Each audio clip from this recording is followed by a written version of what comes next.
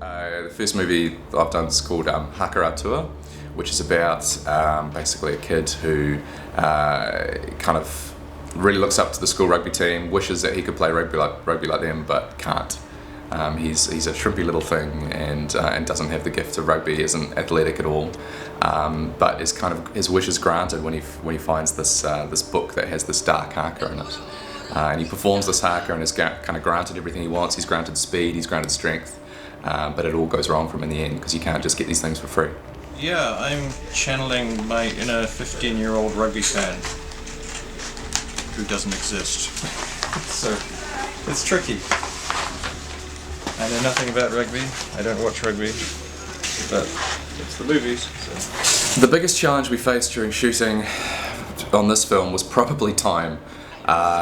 It was written a lot like a montage. There were very, very short scenes, but a lot of scenes. One location for an hour, then we had to move on to another location for an hour, then we had to move on. This film also had stunts in it, so there was a lot of rigging and setup time there.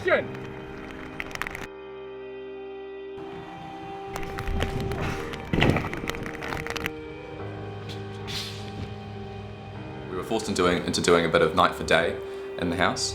So we blacked out all our windows. Unfortunately, being a story up, we couldn't get to the exterior of the windows, so we put black paper all around the insides of the windows. But you would never know that it was about 12 o'clock in the afternoon and a sunny day when we shot that. So you come over to here, and you've got a moment kind of looking out the window here, and your reflection turns into your big, strong adult self. And you're like, okay, yeah, right. And he's like, yeah, if you want to be like me, that's what you need over there. And it's not steroids, it's a book. Oh, okay. Probably the funniest moment I had, our kid who's been playing Cameron, the kind of the dark child in this film, is Raz, who I've worked with a couple of times before, and we've got a pretty good working relationship, but he can be a handful sometimes. So every night, pretty much in return for putting in the long hours and the tough days filming, I have to take him to KFC every night on the way back from sets, and that would be my thank you to him for putting in the work. So Raz, if you're watching this, thanks man. Enjoy that KFC. So yeah, we're just going to be doing a stunt today with our teen boy, where he smashes the door down and it lands on his mother. We've rigged it so it'll hit her pretty hard and it'll flatten her. So we've got a stunt performer that is playing the drum for us. So our team of stunties, Dana and Ben, the way they kind of set up the stunt was we had our prop door in place. So we'd taken the real door out of the door frame and stashed that away somewhere and put our prop door up. We had a couple of thin strips of wood to hide the edges where it kind of met the door frame, and then we had Ben, our stunt rigger, on the stairs with basically a big rope and pulley system. So on cue, 3, 2, 1, he could yank the rope and the door would come flying towards camera and smash our stuntie right onto the ground. She did a great job as well. Took that fall like a champ. I think I got her to do it like 8 times as well, 7 times was it?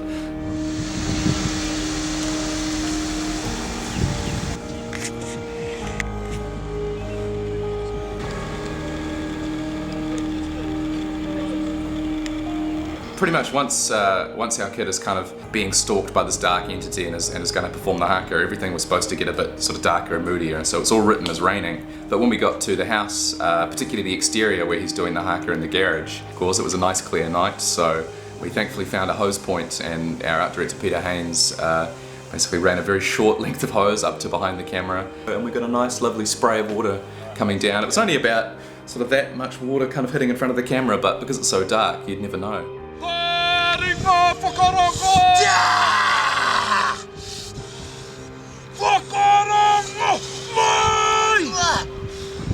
So for the first haka in the scene, which is in my mind the good haka, it's the guys doing it with honour and with passion, and it's kind of coming from the right place.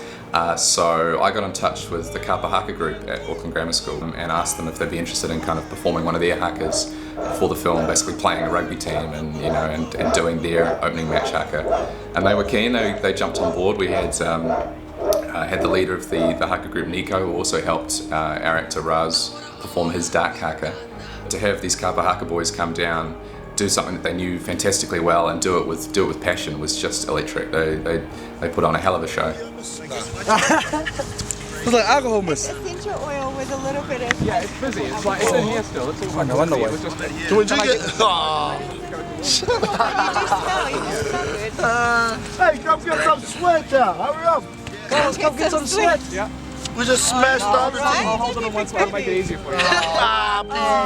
Sweet. So we've got a stunt here with our stunt double standing over here, and we've rigged up a point which is up onto the side of the building. And the gag is basically our actor is sitting on a seat, and then he stands up and he hits our stunty in the chest, and he makes him fly backwards and land on the concrete. Yeah, it'd be up to actor and performer to kind of get the timing in. Yep. So we kind of just like on 3, 2, 1.